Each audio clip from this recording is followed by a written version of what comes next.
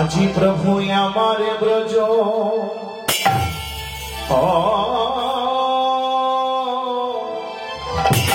ব্রজ ভাবে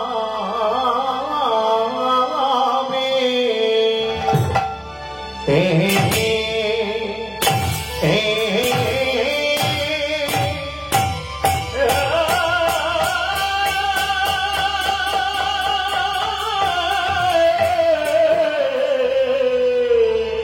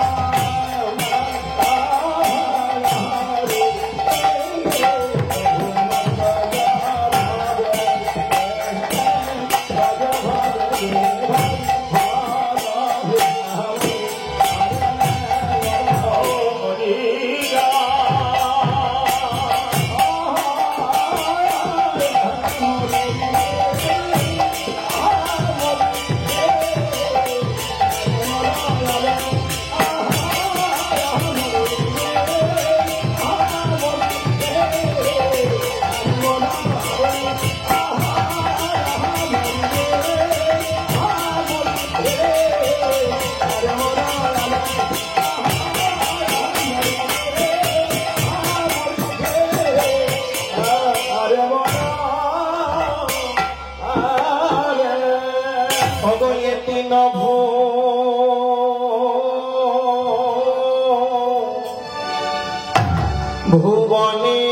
ভুবনের মাঝে আর কি বা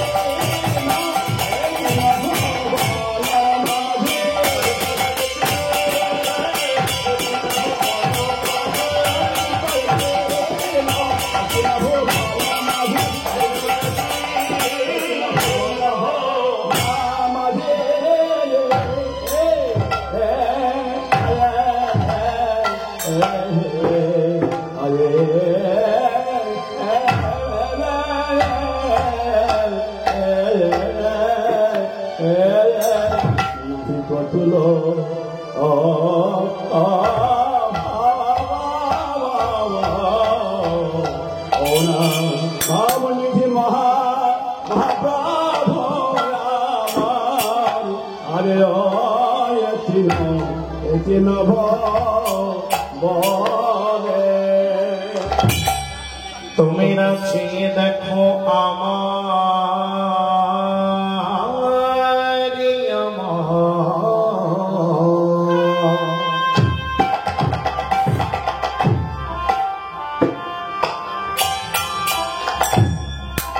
অবয়তি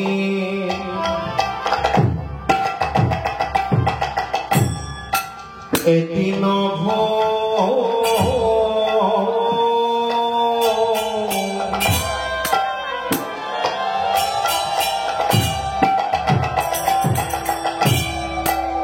ভুবনে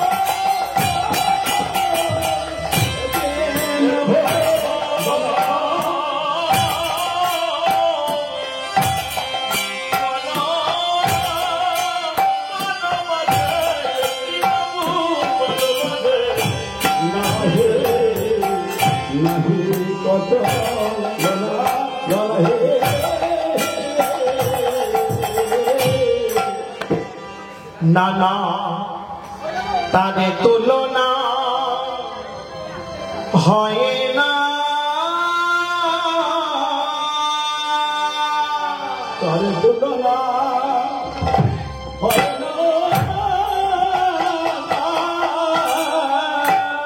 তুলনা হয় না, তুলনা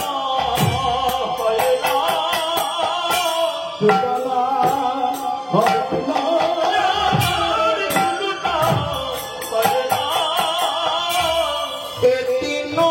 ভুবনের মাঝে তুলনা হয় না, ভুবন মাঝে তুলনা হয় না, ভুবন মাঝে তুলনা হয় না,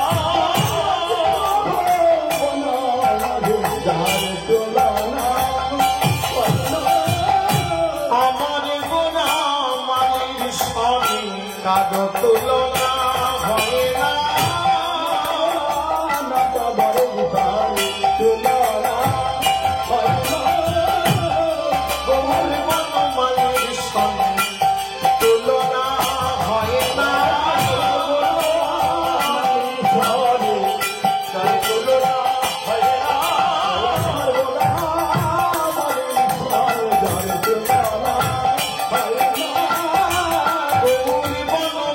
না, কারো তুলনা হয় না,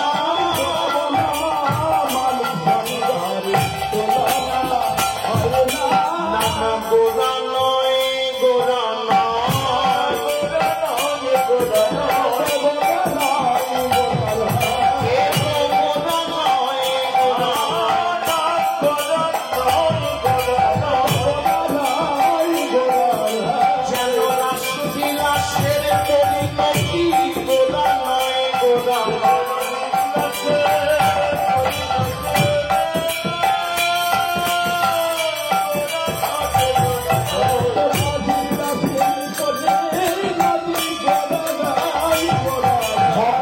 ভগবানের একাকৃতি গোরা নয়, গোরা নয়,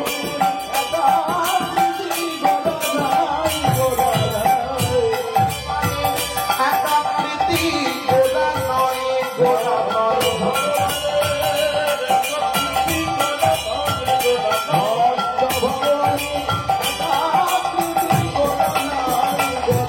সেই মাধুর্য রসমূরতি গোরা নয়, গোরা নয়,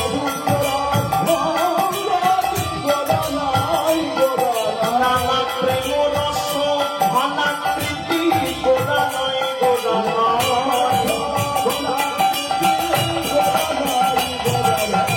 নাটুয়া মোহন মতি গোরা নয়,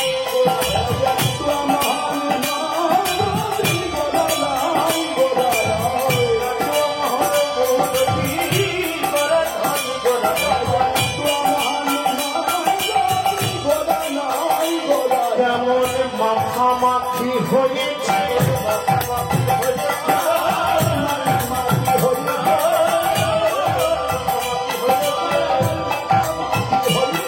সেই ভগত আর ভগবানে মাখামাখি হয়েছে,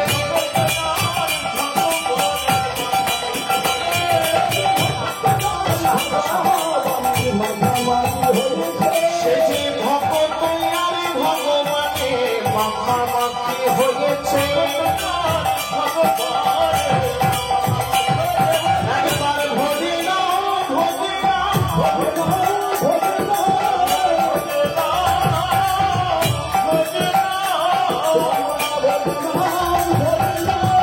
নামে প্রেম সুধা রস মেখে নাও, মেখে নাও,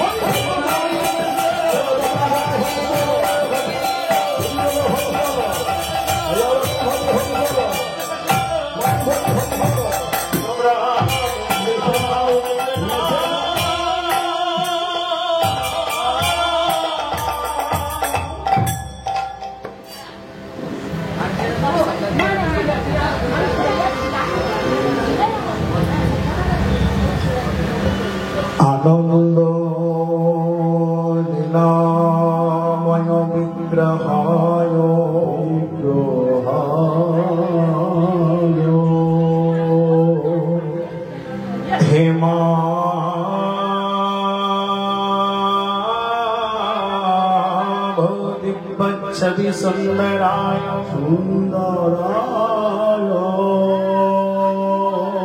तस्मै महाप्रेम रस प्रदायते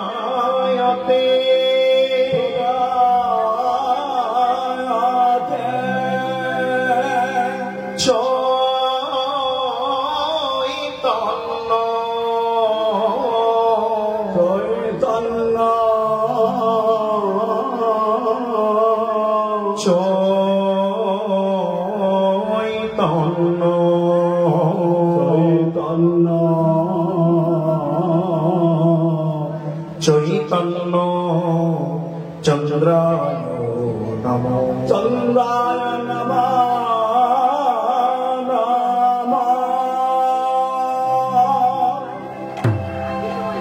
जनिताई गौर मायरा कथा बोलबेन ना सकलेर चरणे कथा बोलबेन नदिया नवद्वीप माझे प्रेमेर ठाकुर गौर सुंदर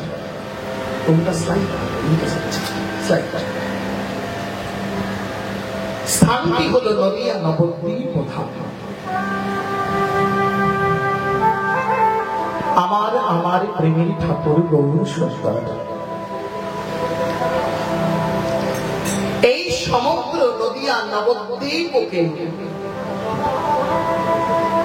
ধন্যাতি ধন্য করে গোলক বৈকুণ্ঠের অহৈতুকী প্রেম সম্পদ অযাচিত কৃপা করে দুহাত ভরে দান করেছেন সমগ্র গরিহত জীবকে। আমার কারো হাতে ধরে কারো বা কণ্ঠটি জড়িয়ে ধরে আবার কারো কারো দুটি চরণে ধরে যে সেধে কৃষ্ণ নাম দিয়েছেন। আমার প্রেমের ঠাকুর গৌর সুন্দর বলো দেখি, যদি গৌর না আসতেন ওই ব্রজের রাধা কৃষ্ণের লীলাটাকে জানতে পারতাম? হ্যাঁ, জানতে পারতাম। এইটুকু কি না, কৃষ্ণ শুধুমাত্র ভগবান, কিন্তু জানা হতো না তিনি ভগবান হওয়া সত্ত্বেও মা যশোমতী তার কান ধরে শাসন করতে পারে। জানা হতো না তিনি ভগবান হওয়া সত্ত্বেও ব্রজেশ্বরী রাধারানীর চরণটা ধরতে পারে। জানা হতো না তিনি ভগবান হওয়া সত্ত্বেও সখাদের বদনের এঁঠো খেতে পারে। জানা হতো না। জানলাম কেমন করে? আমার গৌরাঙ্গ এসেছেন বলে। তাই তো মহাজন ভাবির খাতায় কলম দিয়েছে, পদাবলীতে কলম দিয়েছে, আদে মোরো আমার গোরা কাঁচা সোনা। দেখেছ না গৌরাঙ্গকে? অঙ্গের বর্ণটা কেমন দেখলে মনে হয় বিধাতা পুরুষ যেন তার সমগ্র সৌন্দর্য একেবারে নিংড়ে দিয়েছে। ও মাইয়া, সৌন্দর্যের দেবতা কে জানেন? সৌন্দর্যের দেবতার নাম হলো কাম দেবতা। রাধে রাধে। মদন দেবতা, কাম দেবতা, তাকে বলা হয় সৌন্দর্যের দেবতা। সেই মদন দেব, সেই কামদেব, যার ছিল পাঁচটি বাণ, মদন, মাদন, শোষণ, স্তম্ভ আর মোহন। ব্রহ্মার পুত্র এই মদন ব্রহ্মার কাছ থেকে 5টি বাণ পেয়ে দুরাচারে লিপ্ত হয়েছিল, অহংকারে লিপ্ত হয়েছিল, নিজের পিতার উপরে বাণ নিক্ষেপ করেছিল। ব্রহ্মা কামের জ্বালা সইতে না পেরে নিজ কন্যা সন্ধ্যাকে হরণ করল। তাতেও তার স্বাদ মিটল না। সেই বাণ নিক্ষেপ করেছিল দেবরাজ ইন্দ্রের উপরে। দেবরাজ ইন্দ্র কামের জ্বালায় জর্জরিত হয়ে গুরুপত্নী গৌতম ধরণী অহল্যা তার সতীত্ব নাশ করেছিল, যাতে তাকে পাশানি হতে হলো। এতেও তার স্বাদ মিটল না, নিজেকে দিগ বিজয়ী বলে ঘোষণা করে বসল। ভগবানে ডেকে বললেন, দাঁড়াও মদন, সকলকে পরাজিত করতে পেরেছো, এখনো আমি বাকি আছি। শোনো, একটি দুটি নারী নয়, 100 কোটি নারী নিয়ে করবো রাসলীলা। যদি আমাকে এতটুকু টলাতে পারো, নিজেকে দিগ বিজয়ী বলে ঘোষণা করো। যেদিন ভগবান রাস মঞ্চে দাঁড়ালেন, কৃষ্ণচন্দ্র রাস বিহারে দাঁড়িয়েছেন রাসস্থলীতে, মদন এসেছে ধনুর্বাণ সাথে। সেই মদন এক একটি করে 5টি বাণ ছেড়েছিল ভগবানের উপরে। আর এই 5টি বাণ গোবিন্দ চরণে আশ্রয় নিয়েছিল।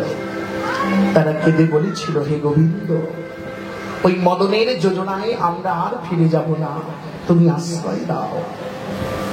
যখন ধনুকে বাণ ফিরে না এলো, মদন বুঝতে পারলেন তার পরাজয় হয়েছে।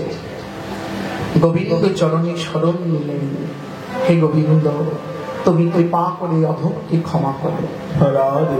গোবিন্দ বলেছিলেন, মদন, আমার আরেক নাম দর্পহারী মধুসূদন। তুমি দর্প করেছো, অহংকার করেছো, শাস্তি তোমাকে পেতেই হবে। কি শাস্তি? এই যে দেখছো রাসচক্র, এই রাসচক্র আজ থেকে তোমার মাথার উপরে ঘুরবে। এই রাসচক্র তোমাকে বহন করতে হবে। নিচে কাম, উপরে কৃষ্ণ, আমি করব রাসলীলা। কামদেব দুটি করজোড়ে বলেছিলেন, হে গোবিন্দ, এই জগৎ মণ্ডলে আমি হলাম সৌন্দর্যের দেবতা। এই জগতের জন আমাকে দেখে মোহিত হয়ে যায়, পাগল হয়ে যায়। কিন্তু জানো গোবিন্দ, এই বৃন্দাবনে এসে রাস বিহারী কৃষ্ণকে দেখে আমি মোহিত হয়ে গেছি। তুমি এত সুন্দর। এতদিন জানতাম জগতে আমি হলাম শ্রেষ্ঠ সুন্দর, আজ বুঝলাম তুমি গোবিন্দ আরো সুন্দর। যে মদনকে দেখলে জগৎ ভুলে যায়, সে মদন তোমাকে দেখে মোহিত হয়ে গেছে। হে গোবিন্দ, তাই আজ আমি তোমায় একটি নতুন নাম দেব। কি নাম দেব জানো? আমি মদন, তুমি কৃষ্ণ। আমি মদন তোমায় দেখে মোহিত হয়ে গেছি, আমি মদন তোমায় দেখে ভুলে গেছি। তাই আজ থেকে তোমার নতুন নাম দেব। কি নাম দেব জানো? হে গোবিন্দ, তোমার নাম দিলাম মদন মোহন। নাম দিলাম মদন মোহন, তোমার নাম দিলাম মদন মোহন, নাম দিলাম মদন মোহন। এই মদন যাতে ভুলে গেল, নাম দিলাম মদন মোহন। মদন যাতে ভুলে গেল, নাম দিলাম মদন মোহন। যাতে ভুলে গেল, নাম দিলাম মদন মোহন। এই মদন যাতে ভুলে গেল, নাম দিলাম তুমি মদন মোহন। মদন যাতে ভুলে গেল, নাম দিলাম মদন মোহন। যাতে ভুলে গেল, তাই নাম দিলাম মদন মোহন। রাধে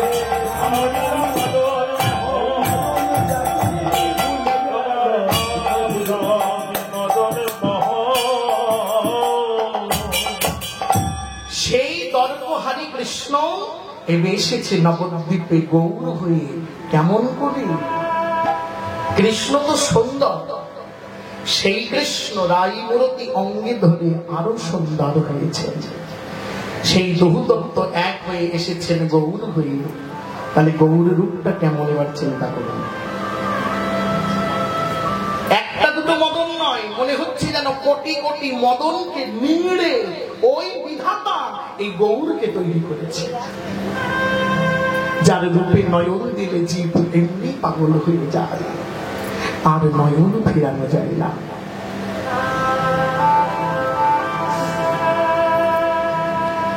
তাই মহাজনে ভাবের খাতায় কলমে দিলে, ওগো আরে মোর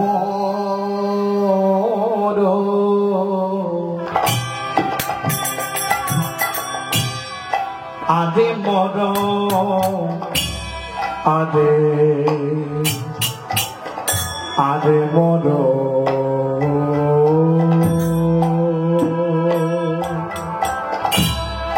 আরে মর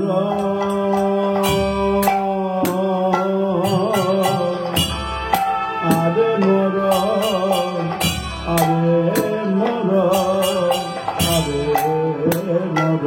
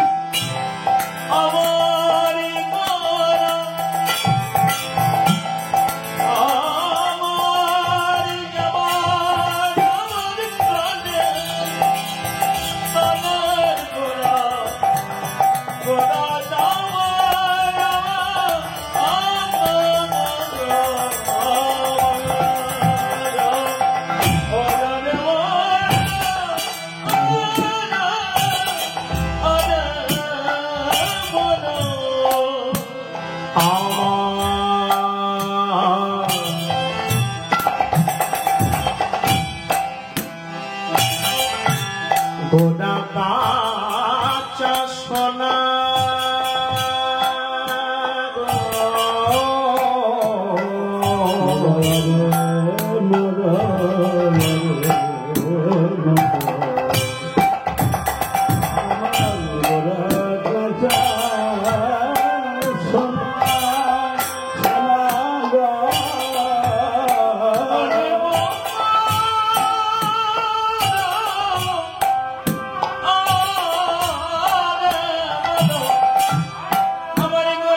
তাই যদি হবে, তবে যার 400 সুগার তাকে কি করে রসগোল্লাটা খাওয়াবে বলুন?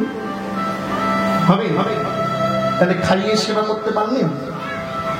পারলেন না। তাহলে খাইয়ে কখনো বৈষ্ণব সেবা শুধুমাত্র হয় না। বৈষ্ণব সেবা শুধু খাইয়ে হয় না, আর অনেক ভাবে হয়। কেমন করে? মনে করুন যে বৈষ্ণবের গ্রন্থ পড়তেন তিনি খুব ভালোবাসেন, কিন্তু গ্রন্থ কেনার পয়সা নেই। আপনি যদি তাকে একটু গ্রন্থ কিনে দেন, একটু ভাগবত কিনে দেন, ওমা খাইয়ে তো একবেলা সন্তুষ্ট করবেন। গ্রন্থটা কিনে দিলে যে পড়তে ভালোবাসে, ভাগবত পড়তে ভালোবাসে, তাকে একটা ভাগবত দিলে সে যতবার পড়বে কৃষ্ণ বলে কাঁদবে, আপনার তত মঙ্গল হবে।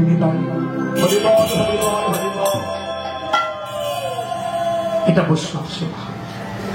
যে বৈষ্ণব বৃন্দাবনে যেতে পারছে না, তাকে যদি বৃন্দাবনে যাতায়াতের টিকিটটা করে ব্যবস্থা করে দিতে পারেন, সে সন্তুষ্টি লাভ করবে। এটিও বৈষ্ণব সেবা। অর্থাৎ এক কথায় বৈষ্ণবের ভজন পথে সহায়তা করার নাম বৈষ্ণব সেবা, শুধু খাওয়ানো নয়। তাই গিন্নিমা, আমরা শুধু দুপুরে সেবা করবো তা নয়, কীর্তন শুনতে চাই, এটি সেবা।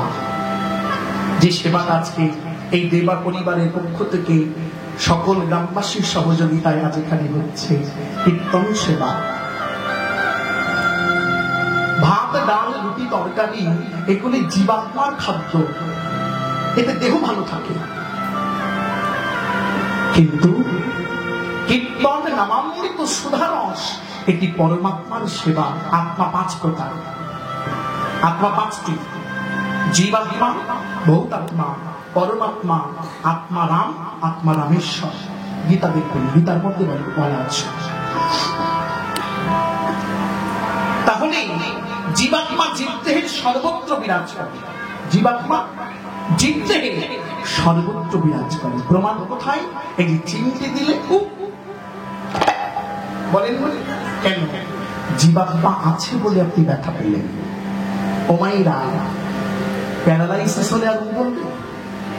যার প্যারালাইসিস আছে, হাতটা পড়ে গেছে, তার হাতে চিমটি কাটলে সে বলবে? বলবে না। কেন? ওই হাতটা জীবাত্মা ত্যাগ করেছে, তাই অকেজো হয়ে গেছে। এটাকে ডাক্তারি ভাষায় বলে প্যারালাইসিস। জীবাত্মা ওই জায়গাটা ত্যাগ করেছে, তাই তার সার নেই ওই অংশটাতে।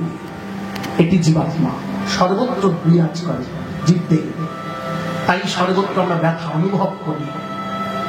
ভৌতাত্মা কোথায় থাকে? জীবদেহের লিঙ্গমূলে ভূতাত্মার অবস্থান।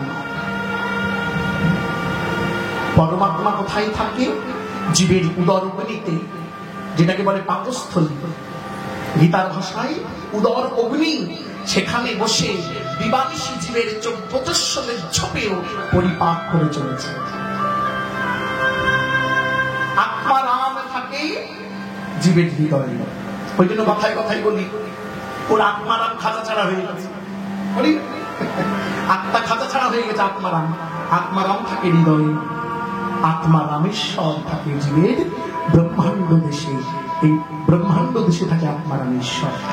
এই হচ্ছে পঞ্চ আত্মার অবস্থান।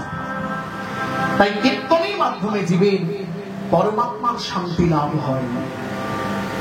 তাই বৈষ্ণবগণ জমিদার গিন্নির কাছে কীর্তন শুনবার আবেদন করলেন।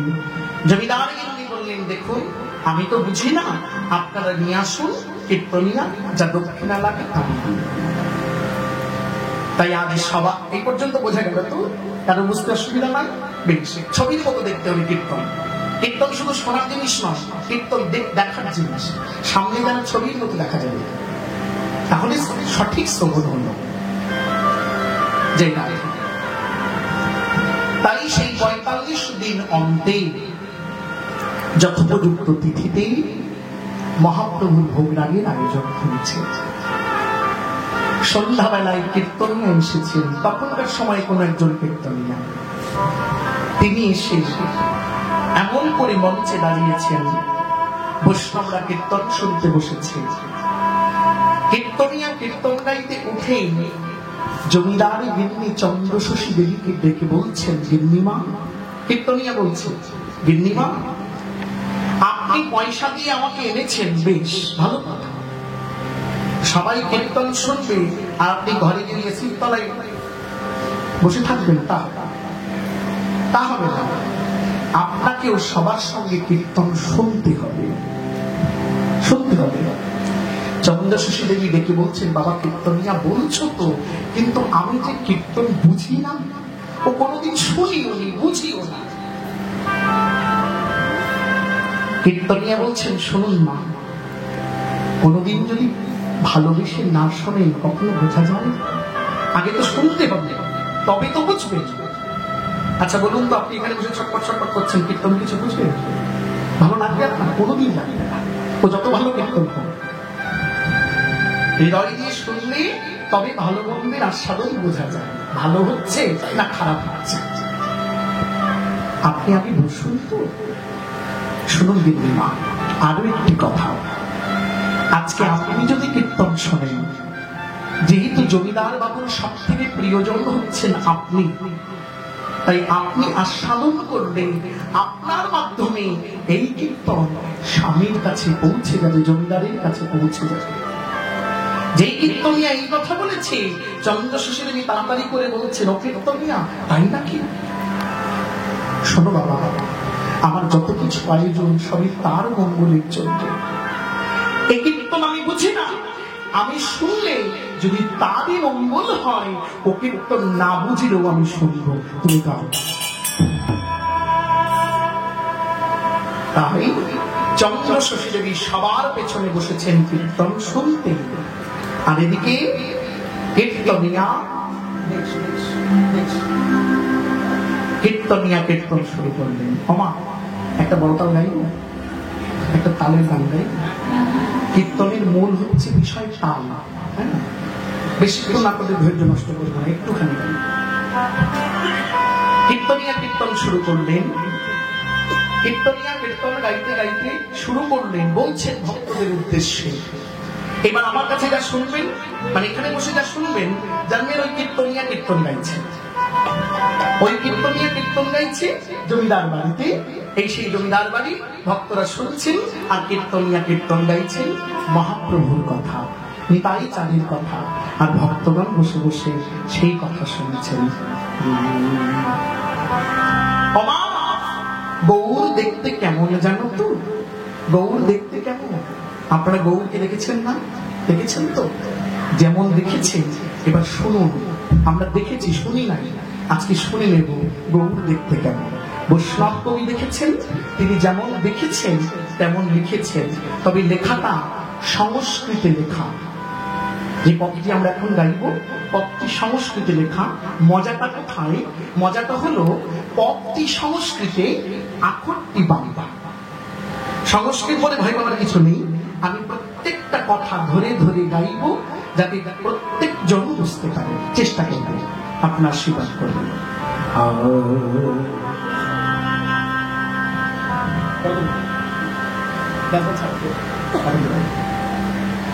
ও সে মধু করো, পদটা বলে দিই আগে, তাহলে শুনতে ভালো লাগবে। পদটা হলো মধু কর রঞ্জিত, মালতী মণ্ডিত, জিত ঘন কুঞ্চিত কেশন। এটি হলো সংস্কৃতের লাইন। এই লাইনে আমরা পদটি গাইছি। মধু করো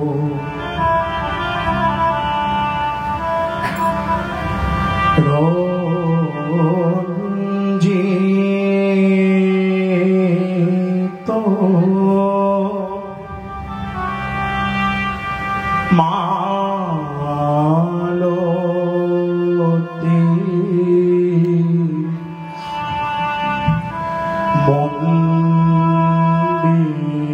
মণ্ডিত, জিত ঘন কুঞ্চিত কুঞ্চিত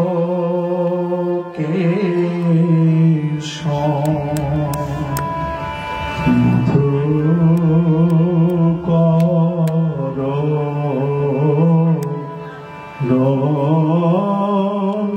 রঞ্জিত, কোনে ভাগ্যবতী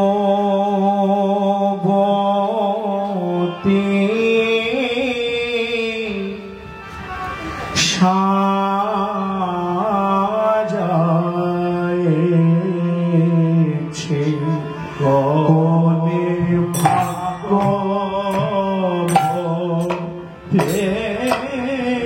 সাজায়েছে, কোনে ভাগ্যবতী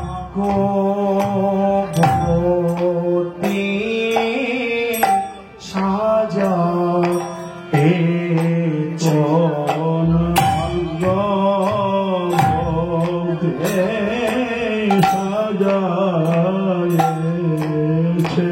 কোনে ভাগ্যবতী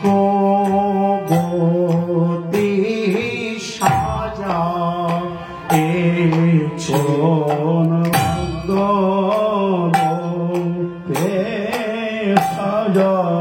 সাজায়েছে, ওই গোলা বন মালিকে কোনে ভাগ্যবতী সাজায়েছে, ওই বন মালিকে কোন ভাগ্য সাজায়েছে গোরা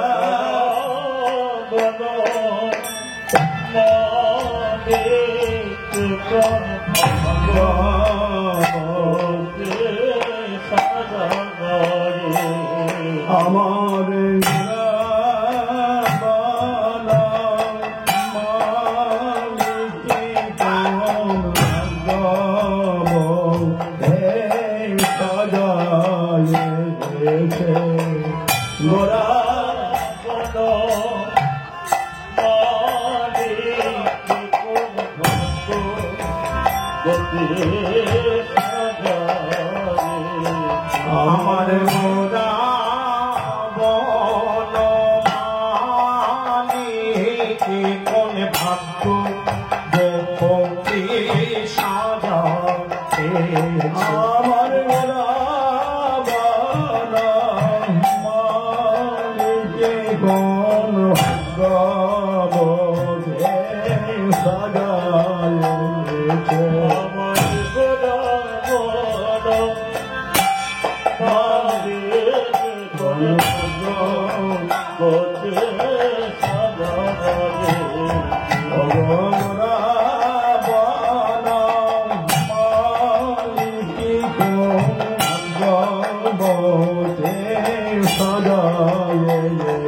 আমার গোরা বনমালিকে কোন ভাগ্য গোপী সাজায় আমার গোরা বনমালিকে কোন ভাগ্য গোপী আমার গোরা বনমালিকে কোন ভাগ্য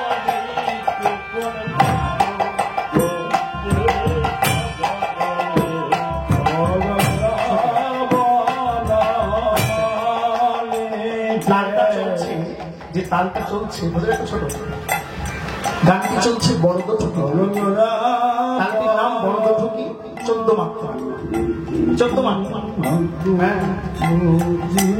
সাজাই হ্যাঁ 1 2 3 4 2 3 2 4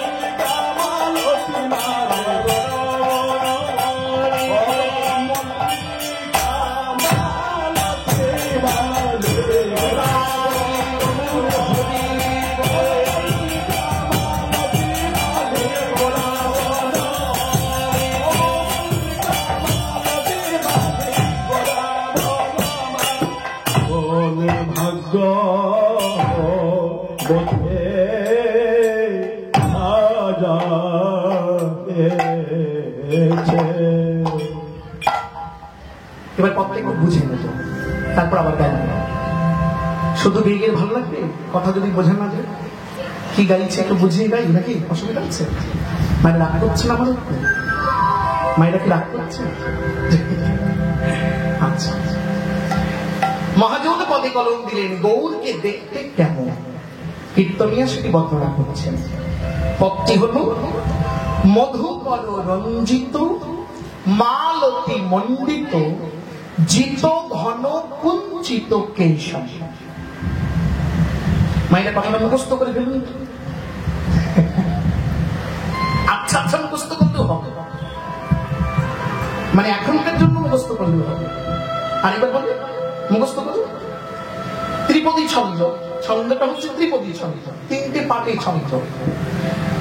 প্রথমটি হলো মধুকর রঞ্জিত,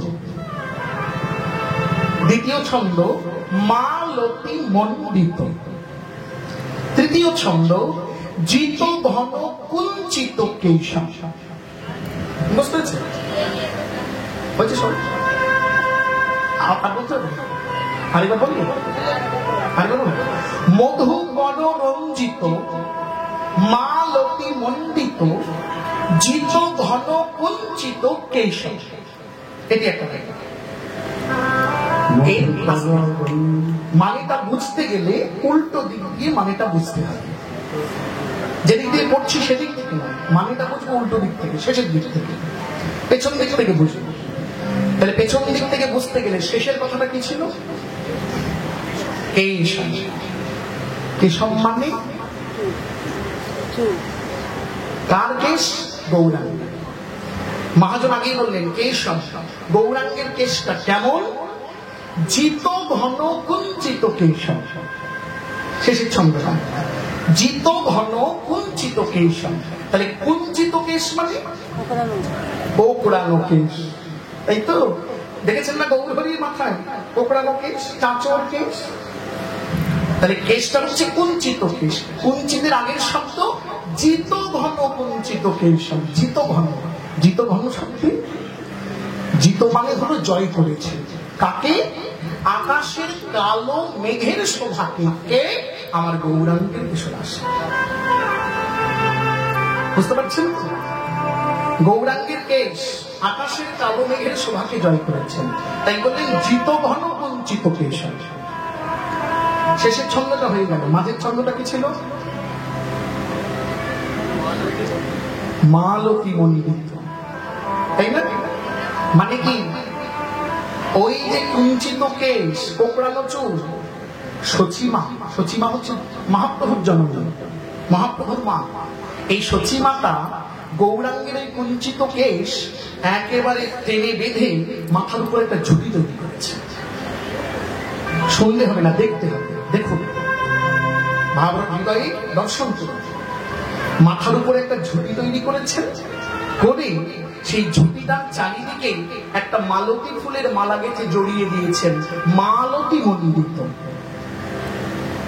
মালতী ফুলের মালা ঝুঁটির চারিদিকে জড়িয়ে দিয়েছেন, মালতী মণ্ডিত। তাহলে প্রথম শব্দটা কি? এবার প্রথম কি ছিল? প্রথম মধুকর রঞ্জিত, মানে মধুকর মানে কি? মধুকর মানে মধুকর মানে হচ্ছে ভ্রমর, মৌমাছি যে মধু আহরণ করে তাকে মধুকর বলে। সেই ভ্রমর মৌমাছি যেহেতু মাথার উপরে এত সুন্দর করে মালতী ফুলের মালা দিয়েছেন, তাই একদল ভ্রমর, একদল মৌমাছি, একদল মধুকর ওই চূড়ার চারিপাশে এসে গৌরহরির মাথার কাছে গুনগুন গুনগুন গুনগুন গুনগুন গুনগুন গুনগুন করে যাচ্ছে।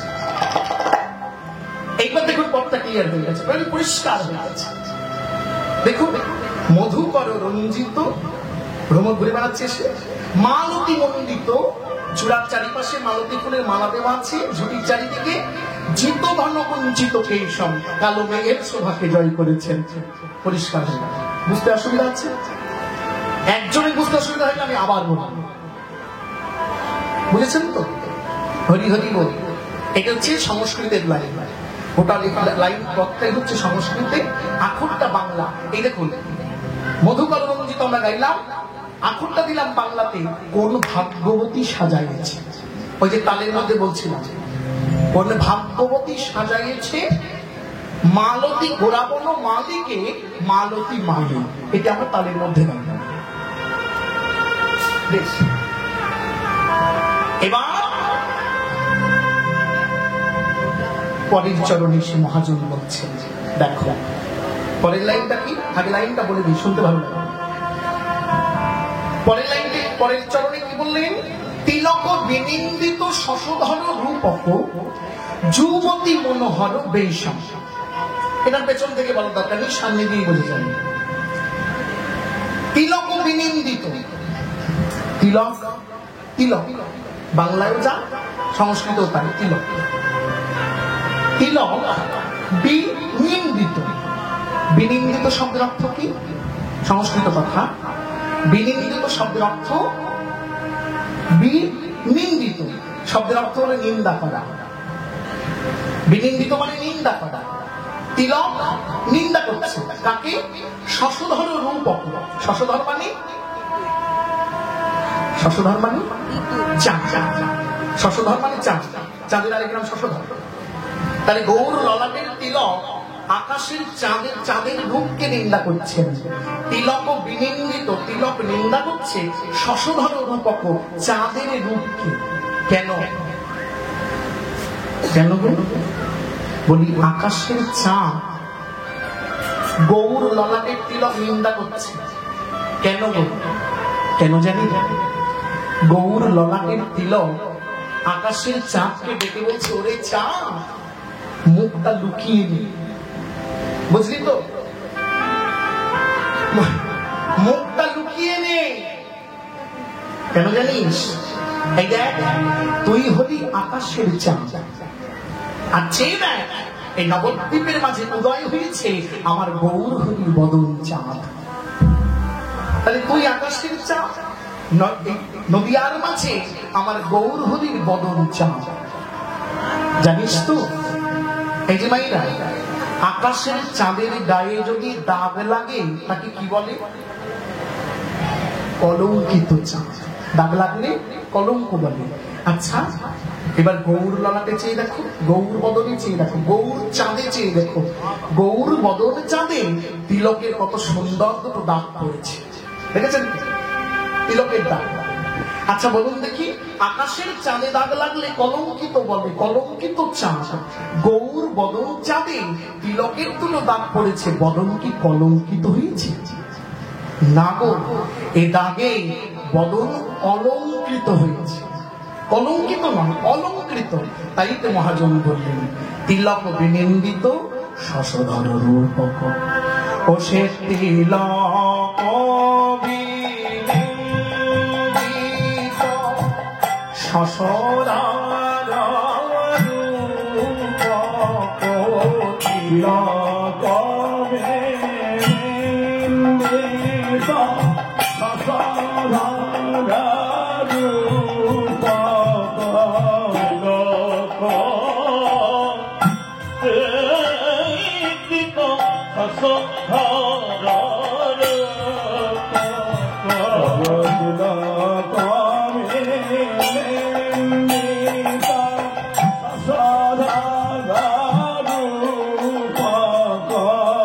তিলকটা কি দিয়ে পড়েছেন?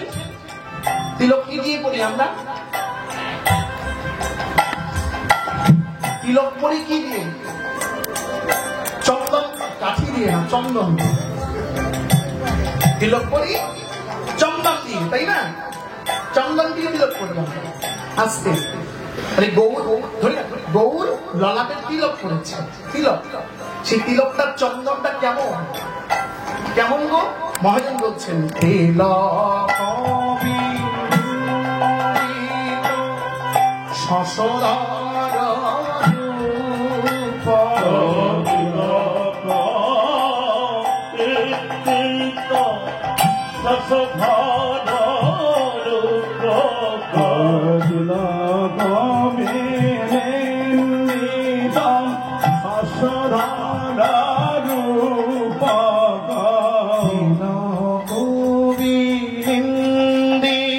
হরিচন্দন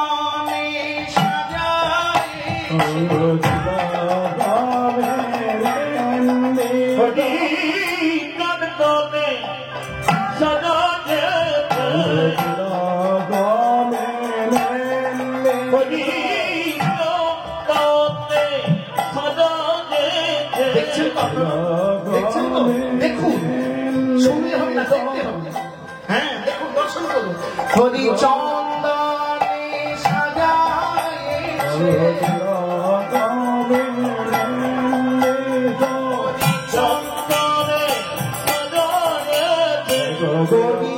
বলা বদনে খালি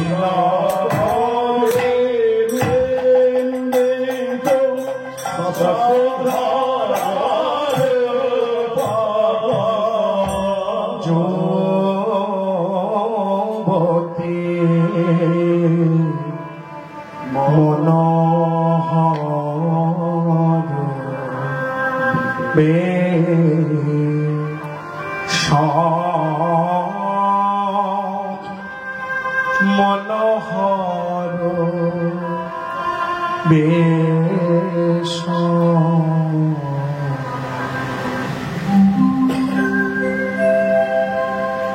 তাহলে গৌর ললাটের তিলক হরি চন্দন দিয়ে সাজিয়েছে। হরি গৌরের বদন চন্দনে সাজিয়েছে, হরি বলা সেই বদন খানি সাজিয়েছেন কে?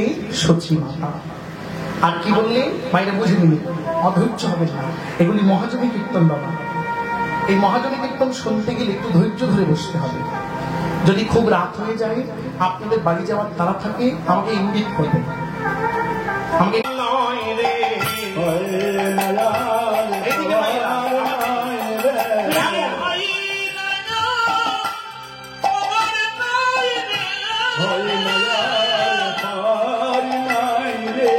এমন ভুবনে মোহনে গৌরাঙ্গ হয় নাই হবার নয়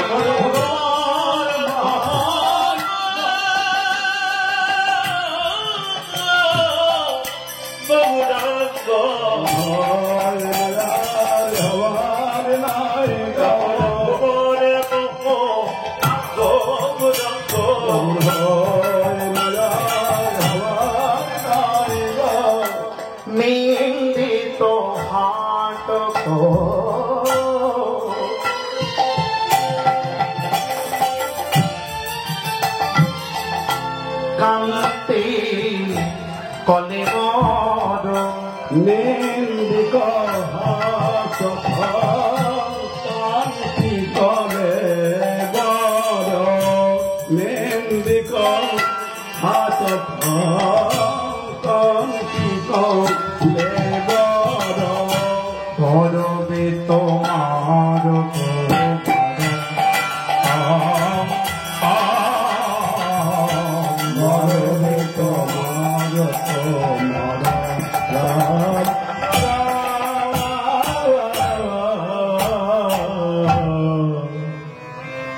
শুধু গিয়ে যাবো না, একটু বলে বলে গাই না, সবাই বুঝতে পারবে না, ভালো লাগবে না। ও মায়েরা একটু লক্ষ্য করুন আজকে। নিন্দিত হাটক, নিন্দিত মানে নিন্দা করছে, হাটক মানে সংস্কৃত শব্দ, জানেন কেউ? হাটক শব্দের অর্থ কি? হাটক, এই হাটক শব্দের অর্থ হলো সোনা, সোনা সোনা। নিন্দিত হাটক সোনাকে নিন্দা করছে কে? কান্তি কলে বড়, গৌরাঙ্গের অঙ্গ, গায়ের রং গৌরাঙ্গের অঙ্গকান্তি নিন্দা করছে সোনাকে। কেন? কারণ সোনার থেকে গৌরাঙ্গের রূপটা আরো জ্যোতির্ময়, আরো চকচকে। তাই গৌরাঙ্গের অঙ্গ সোনার রূপকে নিন্দা করছে। নিন্দিত হাতক কান্তি কলে বড় গর্বিত মারক মারম। ওই যে প্রথমে বলেছিলাম কামদেবের অহংকারটাও চূর্ণ হয়েছে এই রূপ দেখে। গর্বিত মারক মারম, কামদেবের অহংকারটা চূর্ণাতি চূর্ণ হয়েছে। আহা, গৌরাঙ্গের হাসিটা কেমন!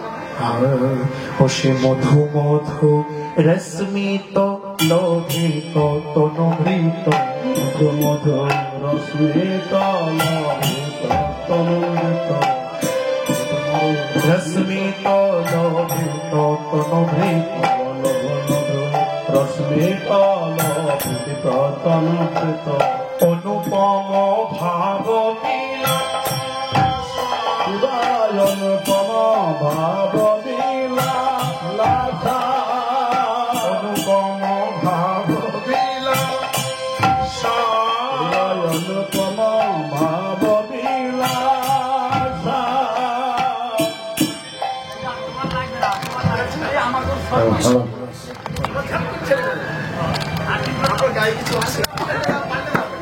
অনুপম ভাব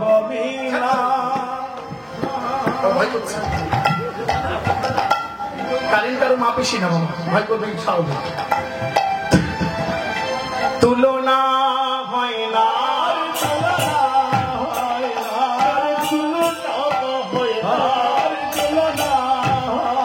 সেই নবভাব বিলাসের তুলনা হয় না,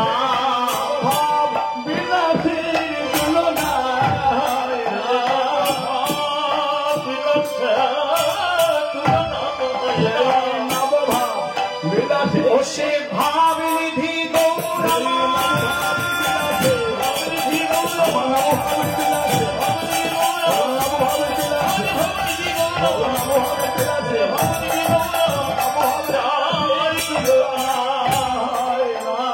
নিজ নবরাগ বিমোহিত মানস, নিজ ভাবরাগ বিমোহিত মানস, বিকথিত গদ গদ ভাষা, বিকশিত গদ গদ ভাষা।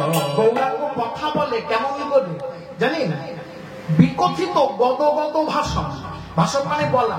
কেমন করে বলে? গদ গদ কথা বলে, গদ গদ কথা বলে, কথা বলে, ভাবনিধি গৌরামান গদ গদ কথা বলে, ভাবনিধি গৌরামান গদ গদ কথা বলে। এত সুন্দর পদটি যিনি লিখছেন তিনি হলেন রাধামোহন দাস ঠাকুর। একেবারে পদটা শেষে সে কলম দিচ্ছেন। আহা পরমা কিঞ্চন কিঞ্চন নরগণ, পরমা কিঞ্চন কিঞ্চন নরগণ, পরমা কিঞ্চন কিঞ্চন নরগণ, করুণা বিতরণশীল, করুণা বিতরণশীল, করুণা বিতরণশীল, করুণা বিতরণশীল। পদকর্তার নামটা যখন বলবো সবাই তো প্রণাম করবেন। এই এত সুন্দর পদটি তিনি আমাদের দিয়েছে, তাকে কি দেবো? দেওয়ার কিছু আছে আমার? কীর্তনিয়া ভালো কীর্তন গাইলে সেপ্টিমে 500 টাকা মেরে দেবেন। পদকর্তাকে কি দেবেন? বলুন বলুন। কিচ্ছু দেবার নেই তাকে। তিনি যে ভজনে বসে এত সুন্দর গৌরাঙ্গের কথা আমাদের বলছেন, কি দেবো তাকে? একটু প্রণাম। তাই নামটা শুনলে শুধু এখানে নয়, যেখানে পদাবলী শুনবেন, যেই দেখবেন পদকর্তার নাম এসছে, কীর্তনিয়া প্রণাম করতে বাধ্য। যারা শুনছেন তারাও প্রণাম করবেন। ক্ষোভিত দুর্মতি রাধা মোহন, ক্ষোভিত দুর্মতি রাধা মোহন, ক্ষোভিত দুর্মতি রাধা মোহন, ক্ষোভিত দুর্মতি রাধা মোহন, নামক নিরুপম দেবানাপক নিরুপম নীল। এই রাধামোহন দাস ঠাকুর আক্ষেপ করে দুঃখ করে বলছেন, কি বলছেন? আমি একা শুধু বঞ্চিত হলাম, একা শুধু বন্দী হলাম,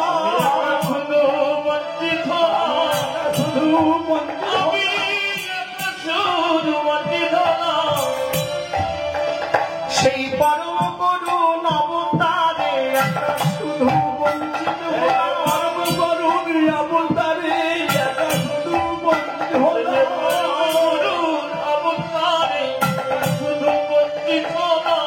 পদবার্তা কেন কথাটা বলছে?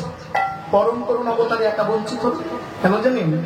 কারণ যে পদটা তিনি লিখছেন রাধামোহন দাস ঠাকুর, তার যখন জন্ম হয়েছে, মানে গৌরাঙ্গ যখন এসেছিলেন তখন তার জন্ম হয়নি।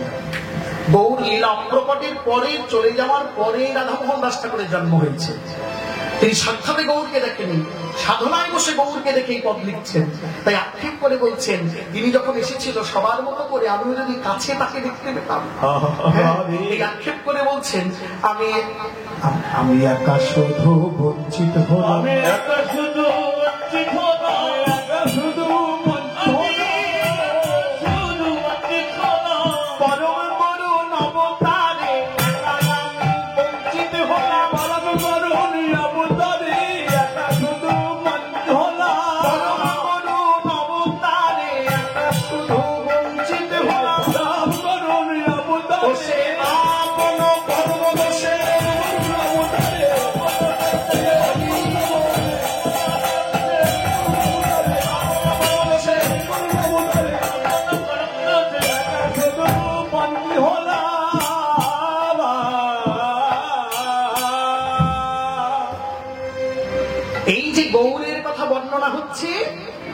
এতক্ষণ শুনতে শুনতে ওই রাজবাড়ি জমিদার বাড়িতে, মানে মনে আছে তো, মনে জানি তো, কীর্তনটা হচ্ছে জমিদার বাড়িতে বৈষ্ণবরা শুনছে, জমিদার গিন্নি শুনছে।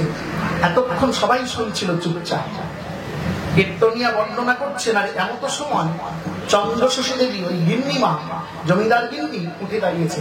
দাঁড়াও দাঁড়াও দাঁড়াও বাবা, আমার একটু জিজ্ঞাসা আছে। বলুন মা, কি জিজ্ঞাসা আপনার?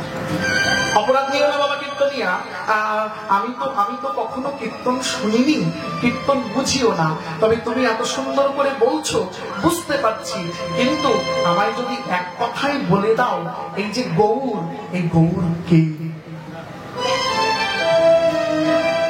ওমা, সে তো চন্দ্রশোষী দেবী জমিদার গিন্নি তখন কখনোই শোনেনি গৌরকে। তাই গৌরের বর্ণনা শুনলেন। মা গো, গৌর কে জানো? এই সমগ্র বিশ্বের পালনকর্তা হলেন সাক্ষাৎ জগৎ বৈকুণ্ঠপতি কৃষ্ণ, আর তার আহ্লাদিনী শক্তি হচ্ছেন রাধারানী। আমাদের দেহটা তিনটে তত্ত্ব দিয়ে তৈরি। এই দেহটা বিশ্লেষণ করলে কয়েক লিটার রক্ত পাওয়া যায়, কয়েক কেজি মাংস পাওয়া যায়, কয়েক টুকরো হাড় পাওয়া যায়। ভগবানের দেহটাও তিনটে তত্ত্বে তৈরি, রক্ত মাংস হাড় নয়। ভগবানের দেহটা তৈরি সৎ চিদ আনন্দ, তাই তাকে সচ্চিদানন্দ ভগবান বলে।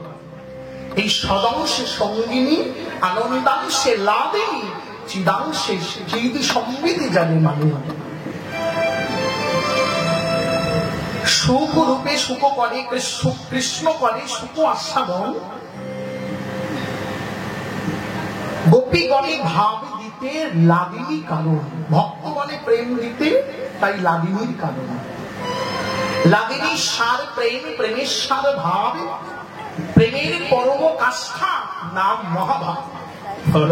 সেই মহাভাব স্বরূপিনী রাধিকা সুন্দরী, রাধা কৃষ্ণ প্রেমানন্দে কর জয়োধ্বনি উলুধ্বনি।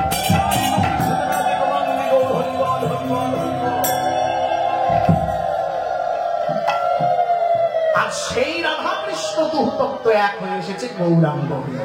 আচ্ছা আচ্ছা, বুঝতে পারলাম বাবা কীর্তনিয়া, বুঝতে পারলাম। এইবার আমার জিজ্ঞাস্য, আচ্ছা বাবা কীর্তনিয়া, একবার বলো দেখি, তুমি যে গৌর, যে নিতাই, যাদের কথা বলছো, আস্তে বাইরে লক্ষ্য করো, চঞ্চল হবে, যে গৌর নিতাইয়ের কথা বলছো, তাকে কি আমরা সাধারণ যারা পেতে পারি? পেতে পারি? কীর্তনিয়া বলছে, কেন পাবো না মা? পাবো, অবশ্যই পাওয়া যায়। আচ্ছা বলো দেখি, কেমন করে তাকে পাওয়া যায়?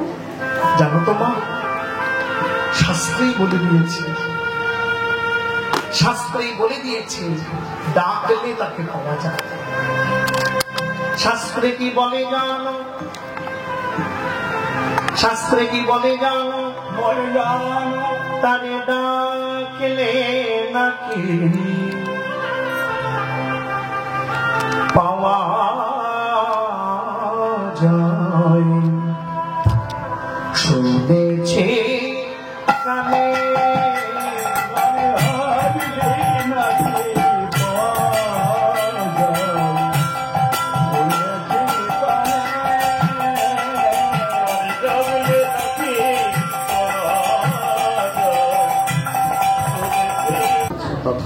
দেরি কেন? চলো সকাল সকাল যাওয়া যাক। এইবার পালকি সাজানো হয়েছে, সুন্দর করে পালকি তৈরি হয়ে গেছে। আর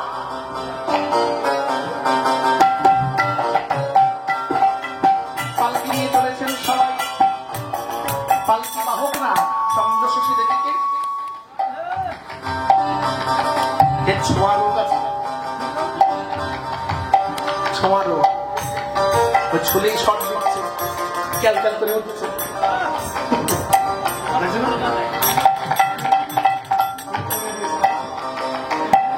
আচ্ছা, পালকি চলেছে, পালকি বাহকরা সামনে করেন পেছনে করেন। মায়েরা পালকি দেখেন না? দেখেছেন তো? হ্যাঁ, পালকিতে নিয়ে চন্দ্রশশী দেবীকে নিয়ে চলেছে। পালকি করে চলেছেন সবাই মিলে। হ্যাঁ, আর পালকিতে যাচ্ছেন একটা শব্দ করতে করতে। কি শব্দ বলুন তো? ওই পালকি বাহক একটা শব্দ করে মুখে, বলে না? সত্যি কথা না? কি বলে? গুনগুনা গুনগুনা গুনগুনা রে গুনগুনা। চলো, এমনি করে পালকি চলেছেন।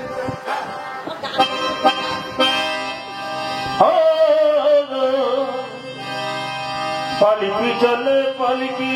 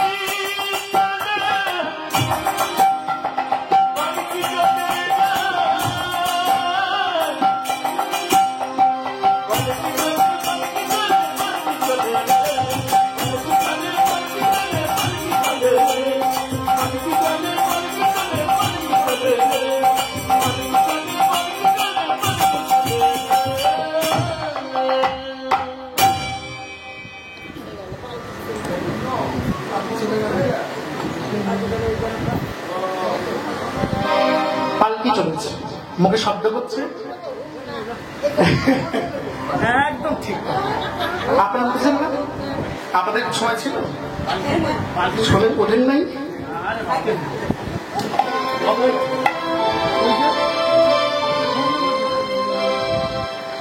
পালকি চলেছেন আর পালকি বাহকরা মুখে শব্দ করছে। সবাই মুখে শব্দ করছে, গুনগুনা রে গুনগুনা গুনগুনা রে গুনগুনা গুনগুনা রে গুনগুনা গুনগুনা রে গুনগুনা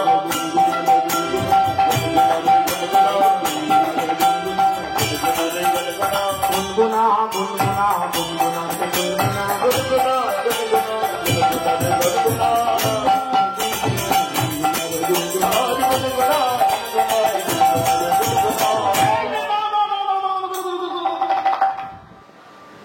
চন্দ্রশশী দেবী পালকির ভেতর থেকে ডাক দিয়েছে, থামো, রাখো, আরে থামো, নামো। চন্দ্রশশী দেবী বাইরে এসে জিজ্ঞাসা করছে, এই যে বাবা, তোমরা তো পালকি চালাও, মুখে কি বলছো? আমি বুঝবো না, আমি বুঝবো না। সে তাল হোক, কথাটা কি বলছো? গুনগুনা। এর মানে কি? পালকি বাবুরা বলছে গিন্নিমা এর কোনো মানে নাই। আমরা যাতে তালে তালে চলতে পারি এই জন্য মুখে শব্দটা করি, যাতে আমাদের তালে তালে পা ফেলতে সুবিধা। ভাগটা একজনের কানে হাত পড়বে না, তালে তালে সবাই কাঁধে ভাগ করে করে পড়বে, চলতে কষ্ট কম হবে। এই জন্য আমরা শব্দটা মুখে করি গুনগুনা। মানে তাল বোঝেন তো? তাল দেখেছেন না কি মাসে হয়? আমি ওই তালের কথা বলিনি, বাড়িতে বড় ভেজে খাবো।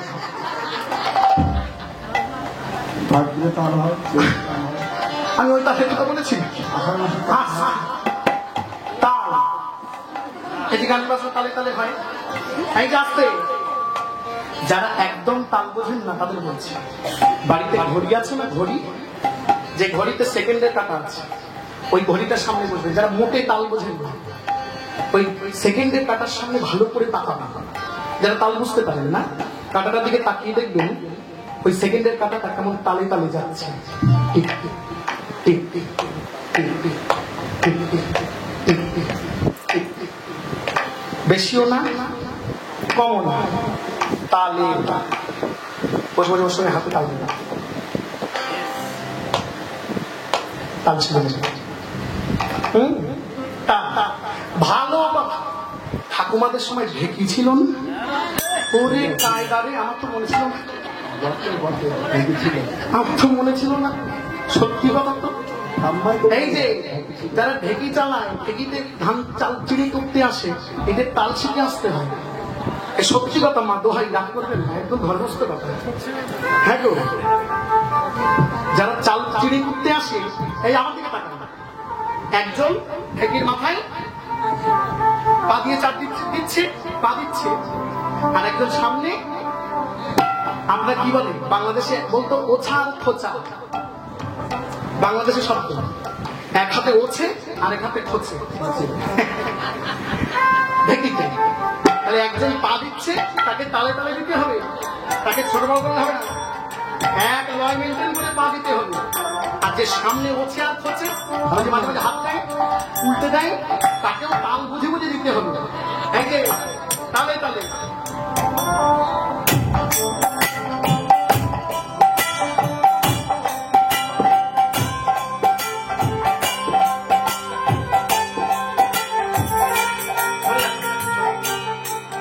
যে সামনে হাত দিচ্ছে, তালে পাকা যদি হয়ে যায় সে অনেক কিছু করতে পারে, যদি তালে পাকা হয়ে যায় সে অনেক কিছু করতে পারে। তাহলে এদিকে তালে তালে পা দিচ্ছে আর তালে তালে হাত দিচ্ছে, তার ভাগে ভাগে।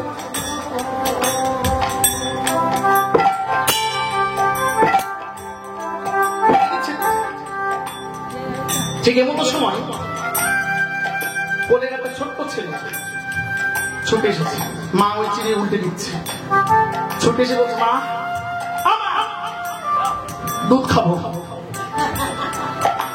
মা বলছে তুই আর দুধ খাওয়ার সময় জানি নেই, এটা চিড়ে করতে দুধ খাওয়া লাগবে, জ্বালিয়ে খেলে।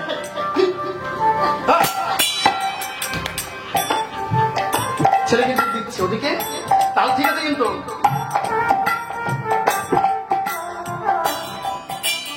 কর্তা ফিরে এসেছে ঘরে। কর্তা এসে ডাক দিয়েছে, কই গেলা, ওই আলমারির চাবিটা কই রাখলা? মা বলছে তোমাদের বাপ বেটার বলবো আর কি, এসেছে একটু চিড়ে করতে, ছেলে বলে মা দুধ খাবো, কর্তায় পাই চাবি তো মরিছি আমি আজকে। তাল কিন্তু তালে জায়গায় আছে, তাল বলছে মানে তালে পাকা, তাই না? এই যে অগ্নিমা, আমরা তালে চলবার জন্য এই শব্দটা করি গুনগুনা, এর কোনো মানেও নেই, মুন্ডুও নেই। চন্দ্র শশীরাই বলছে শোনো বাবা, অনর্থক শব্দ ব্যয় করবে না। অনর্থক শব্দ ও শব্দ পশু পাখিতেও করে, যার কোনো মানে নেই। তোমরা মানুষ, তোমরা কেন অনর্থক শব্দ করবে? এমন শব্দ করো যাতে অনর্থক না হয়ে পরমার্থের কাজ হয়। রাধে রাধে। শব্দটা এমন করো সেই শব্দটা অনর্থক না হয়ে পরমার্থের তা কি করবো? আচ্ছা তোমরা তো গুনগুনা বলতে পারো, পারো না? পারো তো? এক কাজ করো, ওই গুনগুনার সঙ্গে সঙ্গে একটু গৌর গৌর বলো, ভালো হবে না? ওই বলো দেখি। সবাই বলতে শুরু করেছে, গুনগুনা রে গুনগুনা, গৌর গৌর গুনগুনা, গুনগুনা রে গুনগুনা, গুনগুনা রে গুনগুনা, গুনগুনা রে গুনগুনা, গৌর গৌর গুনগুনা, গৌর গৌর গুনগুনা, গৌর গৌর গুনগুনা, গৌর গৌর গুনগুনা, গৌর গৌর গুনগুনা, গৌর গৌর গুনগুনা, ওর নাম বিনা বলবো না, গৌর গৌর গুনগুনা, ওর নাম বিনা বলবো না, গৌর গৌর গুনগুনা, নাম বিনা বলবো না, গৌর গৌর গুনগুনা, বলবো না, গৌর গৌর গুনগুনা। গুনগুনা রে গুনগুনা, গৌর গৌর গুনগুনা, গৌর নাম বিনা বলবো না, গৌর গৌর গুনগুনা। এই বলতে বলতে নাচিতে নাচিতে পালকি করিল গমন,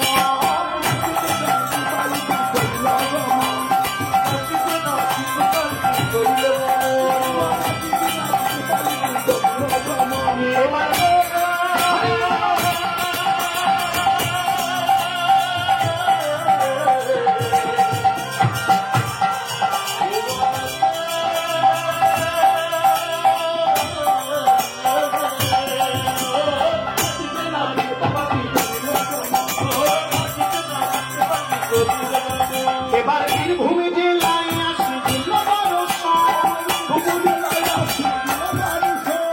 বীরভূমে জেলায় আসিল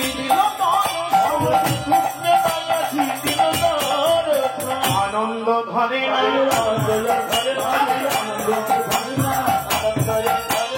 বীরভূমে জেলায় আসি আনন্দ ধরে, বীরভূমে জেলায় আসি আনন্দ ধরে,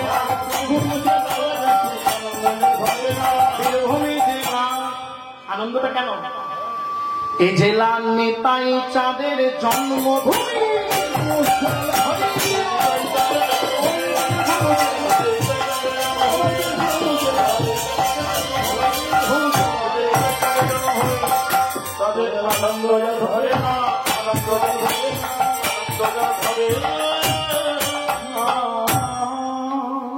বীরভূম জেলা যেখানে নিত্যানন্দের জন্মভূমি, একচক্রা গ্রাম, সেখানে নিত্যানন্দের জন্মস্থান, তাই সকলের আনন্দে প্রাণ। হ্যাঁ, ঢুকতে ঢুকতে ওই শিউরি গ্রামে, শিউরির কাছে কট্টাক গ্রাম, যেতে যেতে চন্দ্রশশী দেখতে পেলেন, চন্দ্রশশী দেবী দেখতে পেলেন এই কট্টাক গ্রামে ঢোকার যে প্রধান রাস্তা, মেইন রাস্তা, সেই রাস্তার পাশে বড় একটা গর্ত। আচ্ছা, রাস্তার পাশে গর্ত থাকলে গ্রামবাসীদের অসুবিধা না?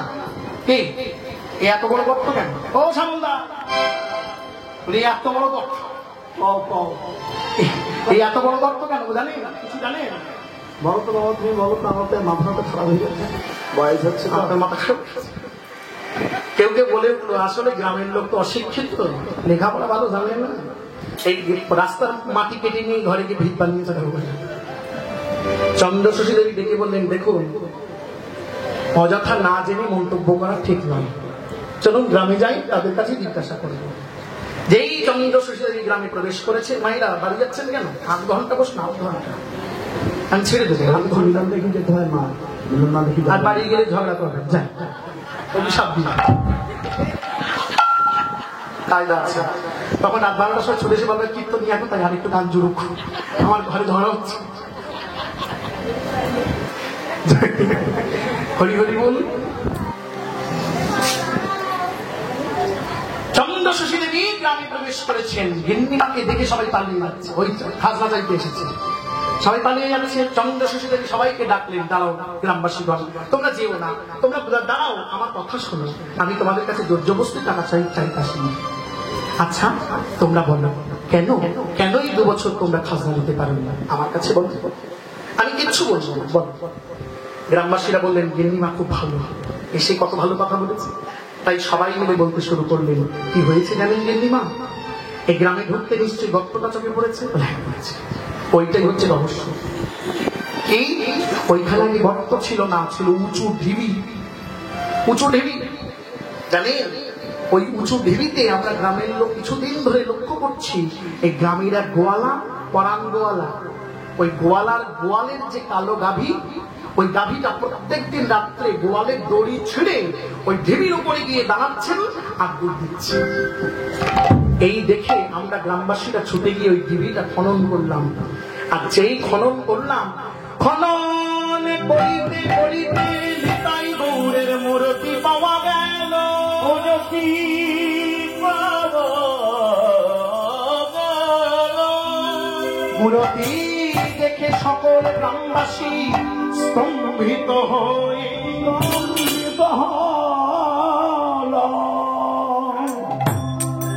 সবাই অবাক হল। নিতাই গৌরের অপূর্ব দুটি বিগ্রহ ওই গর্ত থেকে উঠে এলো। হ্যাঁ, পরিষ্কার করে দেখা গেল মূর্তি দুটি চরণে একটা নাম লেখা আছে। নামটা কি? নামটা হলো দাস মুরারি গুপ্ত। কে মুরারি? জানা যায় এই মুরারি গুপ্ত হচ্ছে মহাপ্রভুর বাল্য চিকিৎসক। আপনারা যে চৈতন্য চরিতামৃত, চৈতন্য ভাগবত যা কিছু পড়েন, সবাই মুরারি গুপ্তের জন্য। এই মুরারি গুপ্ত ছোটবেলায় মহাপ্রভুকে যেমন যেমন দেখতেন, একটা ডায়েরি করে লিখে রাখতেন, যেটাকে মুরারি গুপ্তের পর্চা বলে। এই মুরারি গুপ্তের পর্চা দেখে দেখে চৈতন্য ভাগবত লিখেছেন বৃন্দাবন দাস ঠাকুর। আর বৃন্দাবন দাস ঠাকুরের ভাগবত থেকে লিখেছেন চৈতন্য চরিতামৃত কৃষ্ণদাস কবিরাজ। এইভাবে আমরা চৈতন্যের জীবনী পেয়েছি। মূল লোকটি হচ্ছে এই মুরারি গুপ্ত। ইনি কে? ইনি সেই ত্রেতা যুগের বীর হনুমান। কলিযুগে এসেছেন মুরারি গুপ্ত হয়ে, সেই নামটা লেখা আছে। অনুমান করা হয় এই বিগ্রহ কোনোভাবে মুরারি গুপ্তের সেবিত কিংবা তার পরম্পরায় কোন শিষ্যের হাতে সেবিত, যে সে বিগ্রহ নয়। তা কি করে জানবো? আমরা তো গ্রামের লোক, ভালো পড়াশোনা জানি না, এই বিষয়ে তো বুঝিও না। আমাদের গ্রামের একজন বৈষ্ণব আছে, সেই বৈষ্ণবের নাম হচ্ছে বলরামাচার্য। সব গ্রামে থাকে না দুজন। ওই বলরামাচার্যের কাছে বিগ্রহটা নিয়ে গেলাম। বলরামাচার্য দেখে বললেন, এই বিগ্রহ কোন সাধকের সেবিত বিগ্রহ। তাই এই 2 বছরের খাজনা জমিয়ে আমরা গ্রামে নিতাই গৌর একটা মন্দির করেছি। আর এই বিগ্রহ সেই মন্দিরে প্রতিষ্ঠা করে আমরা গ্রামের লোক সেবা দিচ্ছি। নিতাই গৌর হরিবল হরিবল। আপনি এসেছেন যখন, একবার হলেও সেই নিতাই গৌরকে দেখে যান। নিশ্চয়ই দেখব। তোমরা নিতাই গৌরের মন্দির করেছ? ওহে গ্রামবাসী, তোমরা যদি আগে আমায় বলতে, তোমাদের আমি বড্ড ভালোবাসি, তোমরা যদি আগে বলতে, আমি কিছু টাকা পয়সা পাঠিয়ে দিতাম। যাব, সন্ধ্যা হলেই আমি নিতাই গৌরকে দেখতে যাব। তাই সন্ধ্যা নেমেছে, নিতাই গৌরের সন্ধ্যা আরতি হচ্ছে। আর ঠিক মতো সময় চন্দ্র শশী দেবী এসে দাঁড়িয়েছেন। দেখছি কই, এটা শুধু নিতাই গৌরের বিগ্রহ নয়, মূর্তি নয়, যেন সোনার দুটো ছেলে দাঁড়িয়ে আছে। এখনই ছুটে সময় মা বলে ডেকে উঠবে। পূজারী সন্ধ্যা আরতি শুরু করেছে। অগভালি গোরা চাঁদেন আরতি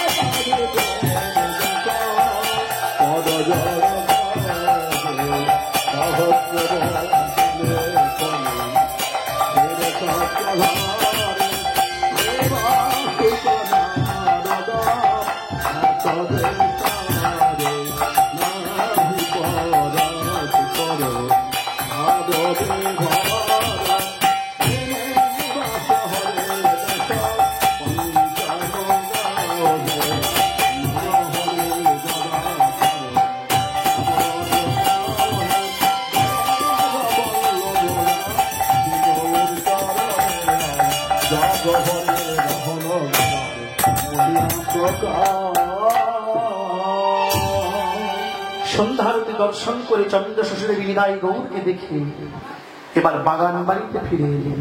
আপনারা জানেন জমিদারদের বাগান বাড়ি থাকতো, রাত্রে থাকার জন্য চন্দ্র শ্বশুর বাগান বাড়িতে এসেছেন। রাত হয়ে এসেছে, খাবার খেতে ভালো লাগলো না, রাতের সেবা করলেন না, ঘরের মধ্যে একা একা বসে আছেন। আর দু চোখে যেন সেই নিতাই গৌরকে দেখেছেন, ঘুম আসছে না। রাতের সেবাও চলে গেছে, ঘুম চলে গেছে, খেতেও ভালো লাগছে না, ঘুমাতেও ইচ্ছা করছে না, শুধু মনে হচ্ছে ছুটে যাই, গৌরকে দেখে আসি। ঘরের কোণে এক পাশে বসে বসে চন্দ্র শশী দেবী কাঁদছেন আর গৌর গৌর বলে কাঁদছেন। গৌরের নামে বলে বলে কাঁদছেন চন্দ্র শশী দেবী। শশী দেবী অগ শয়নে গৌর আমার স্বপনে গৌর, গৌর নয়ন তারা শয়নে গৌর স্বপনে গৌর, গৌর